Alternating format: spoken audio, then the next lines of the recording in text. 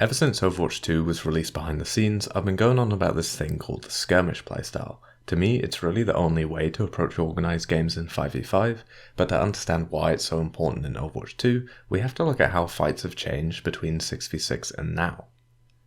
So Overwatch is essentially a game of resources. Each team has a bunch of them and can shift them around the map to get local advantages, like putting extra resources onto a flank or bursting onto targets in main using ultimates, in the hope of snowballing that local advantage into a fight win. In 6v6, teams could use their off-tank to temporarily absorb a disadvantage for the time it took the rest of their team to react, like stopping their main tank getting one shot before the healers could save them, or buying a few seconds for their backline to hide from a surprise enemy threat on the flank.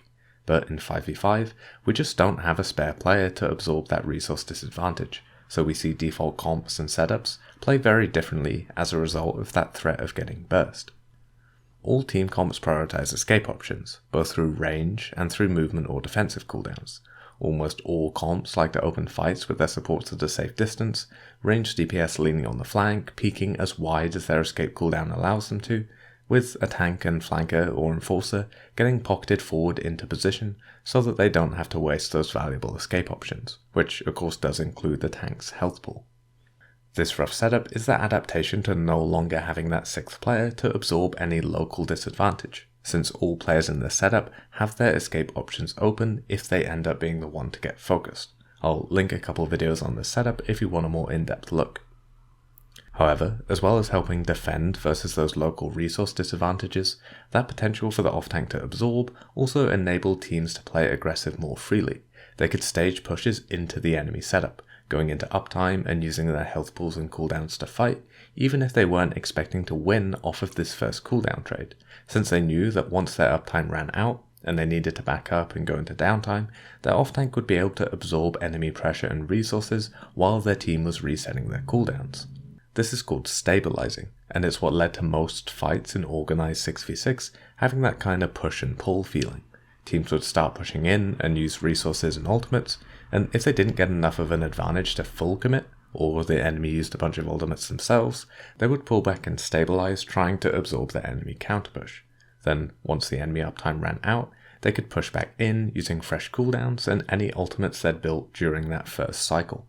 These cycles of putting on pressure to get an advantage, then holding that advantage during your downtime, were one of the biggest elements of playstyle in 6v6. In relation to this video, it allowed teams to have a little more freedom in terms of opening cooldown commitments.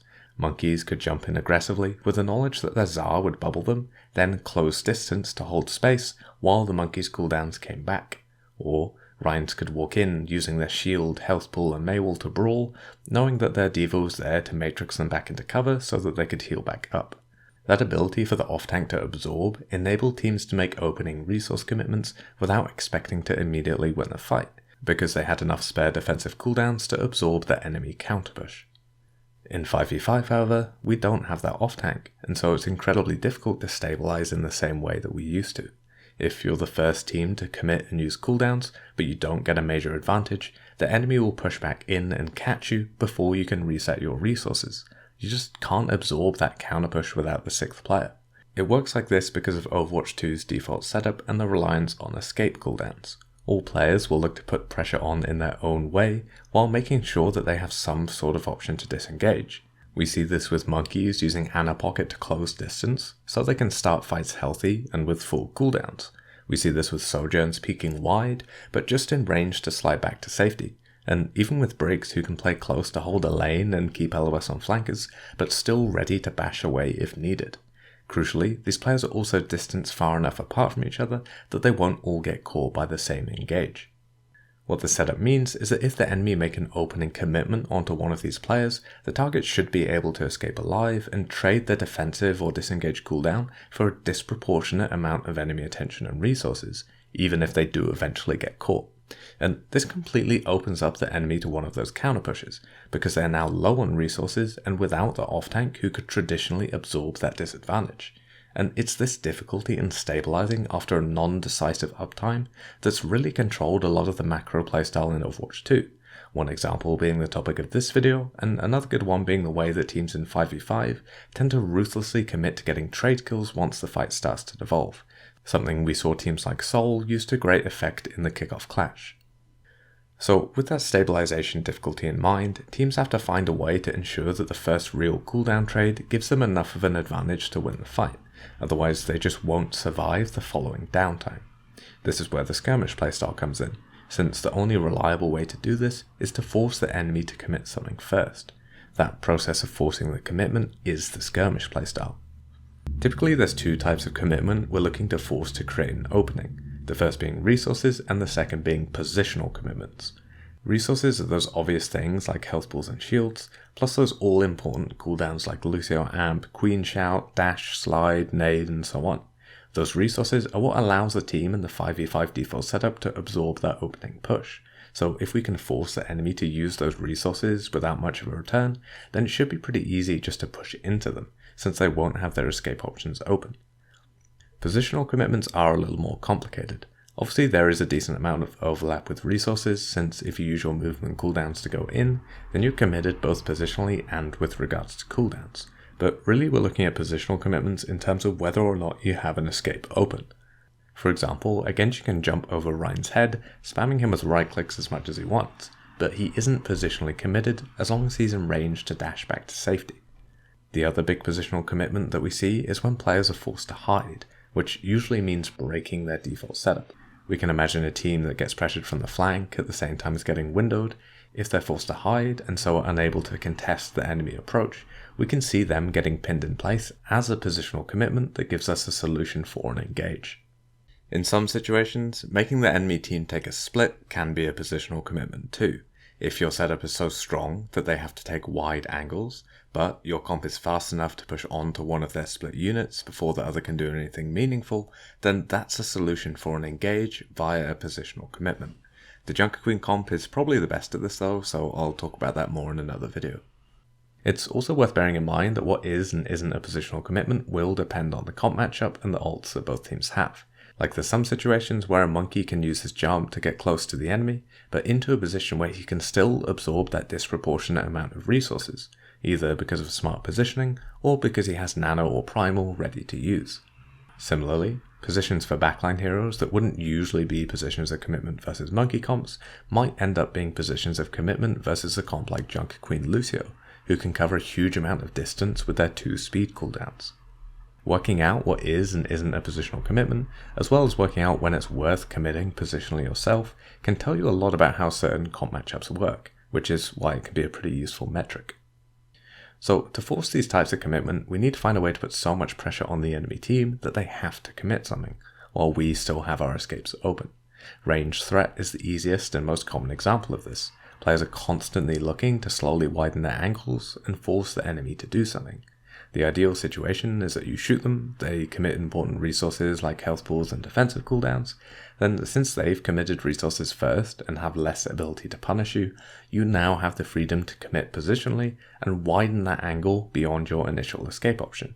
And literally any hero with spam potential is looking to do this, from 6 working the front line to soldiers on the flank. The supports are always looking to do it too, either directly through their own damage and cooldowns, or by leapfrogging their tank and DPS forward to more aggressive angles, their heals and support effectively extending the distance from cover those players can peek without being positionally committed.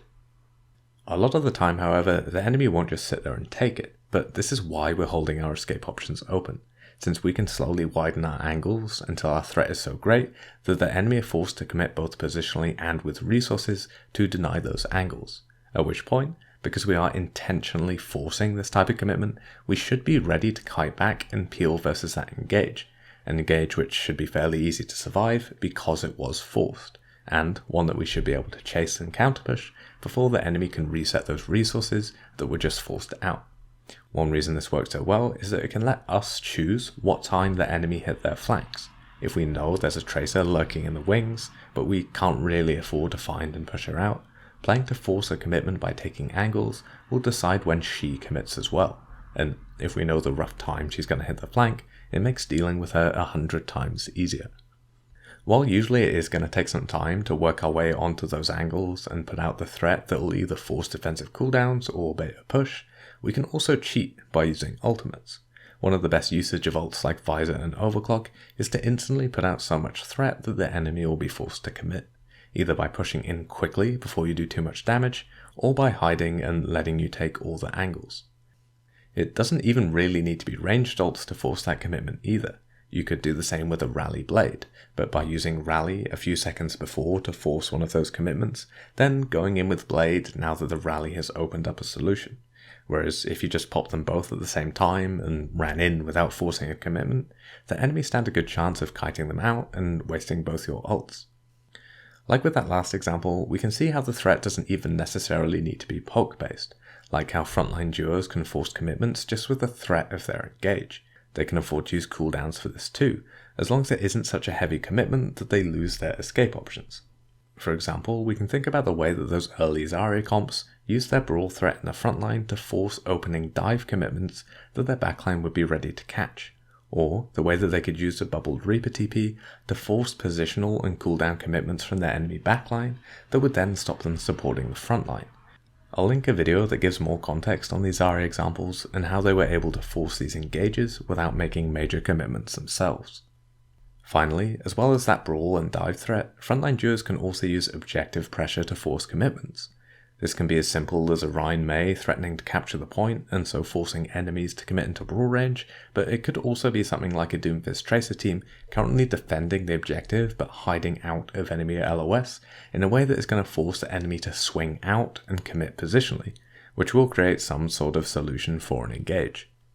So every frontline duo will put out threat slightly differently, but the thread that connects all those playstyles is that they are skirmishing to try and force a commitment from the enemy team, that then either opens up a solution to engage onto, or at least gives you a starting cooldown advantage to snowball into a fight win. In Overwatch, the default setup and the default playstyle are closely intertwined. Back in 6v6 we had the anchor setup, which enabled teams to commit resources early in order to build up their angles and ultimates, as well as rotate their backline into a position where they could follow through on an engage. Those three ingredients were how teams typically built solutions in Overwatch 1, and the process of building them gave rise to the 6v6 default playstyle. In 5v5, however, we have a different setup, and so a different collection of things we need in order to have a solution, which of course means we have a new default playstyle, skirmishing in order to force opening commitments. As always, there'll be some comps and some map-specific situations that are on the fringe of this default, but pretty much every single time we see two teams in 5v5 pose up against each other, the best way to play is to use some or all of those types of threat to force a commitment. Remember, that doesn't just mean baiting an engage. If you take a strong setup and the enemy walk into it in a way that means they can't escape from your engage, then they are positionally committed, and you already have your solution for a push. Similarly, we aren't just waiting for the enemy to do something, we are actively forcing it, in a way that means we still have our options open to either continue committing and close out the fight, or catch whatever weak engage has been forced out. To pick quite literally a random example from Overwatch League, here's Fusion vs Dynasty. If we look at the way Fusion play for initial control of the center, but keep that backline out of LOS, we can see how it forces Dynasty's Ashe to commit onto an angle in a way that opens up a solution for Fusion to punish. We can see that the Bull and Tracer do this while keeping their escapes open, and it's actually Fusion's Ashe that uses the distraction to get the kill. But even had Dynasty been able to save that Ashe, Fusion's opening playstyle would have forced important resources like Nade, Coach Gun and Doom cooldowns, which would have forced Dynasty to commit positionally behind the statue, giving Fusion a great solution to push onto them now that Dynasty are hiding and no longer able to contest Fusion's approach. We can also see how this idea of the skirmish playstyle and forcing the commitment can be looked at from Dynasty's POV. They know the enemy are hiding, and they know that their Ashe peeking the angle is likely going to force a play from Fusion's divers. They just fail to be ready enough to save the Ashe from it. And like with all the concepts I talk about, this is the real use of it. Using it as a lens to help us find that critical moment and help us find whatever we need to improve on. Maybe Dynasty needed to scout better or set up their Doom before the Ashe peaked. Maybe Fitz needed to play more around forcing the engage and so being more ready to play to live. Or maybe Creative should have just been focusing on healing the Ashe, or at the very least actually hit one of his cooldowns. I'll link a video on how to do this type of analysis effectively, but it's by understanding the importance of forcing commitments that's going to give us not only a playstyle to focus on, but also clues about where we can improve the most in 5v5. And that really kinda is the key to Overwatch 2's default playstyle, now that we no longer have the off-tank to absorb any local disadvantages. With the reliance on escape cooldowns to counter burst potential, we need to know that our first commitment will get us enough of an advantage to snowball to victory, and the best way to do that is to force the enemy to commit something first. The best teams in 5v5 will be the ones that are creative in finding ways to force commitments, such as smart usage of those ranged TPS ults, as well as being proactive in getting the resources into the right place to force those commitments. You know, the quicker we rotate into a position where we can spam out the enemy frontline, or the more resources we can get to our flanking DPS, the easier it will be to force commitments before the enemy can do it to us. Crucially, the best teams will also be the ones who can actually recognize and ruthlessly commit onto solutions when they come up. Players need to be scouted, cooldowns need to be tracked, our timings need to be matched. The discipline in doing those things every fight, even during stressful matches, is what's dividing a lot of teams at the moment, and led to a lot of the early upsets in the Overwatch League. So I hope that's a decent introduction to probably the most crucial concept to understand in Overwatch 2. It's still early days for 5v5, but with the way that certain heroes have been redesigned, as well as the introduction of Junker Queen, it seems to be getting even more important. Big thanks to all the Patreon supporters, and if you've got any ideas for future videos, please let me know.